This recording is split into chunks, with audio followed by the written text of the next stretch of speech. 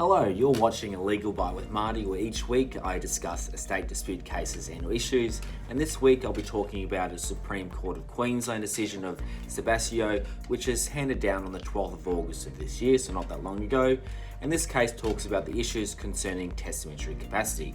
So Thomas Sebastião died on the 21st of June 2019 in Queensland. He was survived by his three children, the applicant Glenn, daughter Christine, and the respondent Chella. Glenn applied for a grant of the probate of the deceased will dated 21 March 2011, and under that will, it left the deceased estate to Glenn and Christine in equal shares, excluding Chella. Glenn drafted a testamentary statement which contained reasons as to why Chella had been left out of the will. In this case, Thomas executed a document purporting to revoke all previous wills, and that was in 2018. And a few days later, on 5th of March 2018, he executed the famous homemade will kit. This will was not prepared by a lawyer and in fact was filled out by the respondent. I previously discussed the issues concerning do-it-yourself wills, but in this particular case in 2018, the 2018 will left the deceased estate to 10 individual beneficiaries, and the major asset of the estate was the deceased house, which in the 2018 will was gifted in equal shares to the respondent and Christine's son. The court was required to determine whether the deceased had testamentary capacity to execute the 2018 will and determine whether his last valid will was in fact the 2011 or the 2018 version.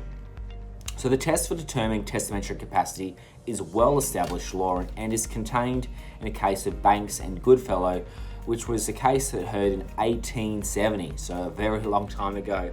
So His Honour summarised the test, and in applying it, needed to assess whether at 5th of March 2018, Thomas was aware and appreciated the legal significance of the act which he was about to embark, was aware, at least in general terms, of the nature, extent and the value of his estate, was aware of those who may reasonably be thought to have a claim upon his estate, and lastly had the ability to evaluate and discriminate between the respective strengths of those claims. So in performing these assessments, His Honour needed to ask whether, as at the 5th of March 2018, anything such as a disorder of mind might have affected Thomas as to prevent the exercise of his natural faculties.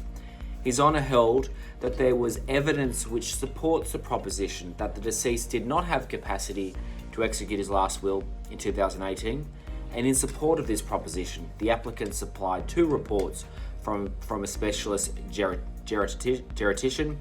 It is noted that only a court can determine whether someone has testamentary capacity, not a doctor, although their evidence can be persuasive. His Honour concluded on the balance of probabilities that the deceased did not have testamentary capacity, as at the time the 2011 will was revoked, nor at the time he executed the 2018 will. So testamentary capacity is complex area of law, and as a general rule, people ought to consider instructing a lawyer who practices in this area to draft a will sooner rather than later, because you may run into issues about capacity. Further, if you have concerns about whether someone had the relevant capacity to execute a will and they pass away, there are strict timeframes that apply to ensure your rights are protected, and it is recommended that you seek advice from someone who practices in that area. So that concludes this week's Legal Byte with Marty. Please like, share and place your comments below. Thanks for listening, and I'll catch you next week. Cheers.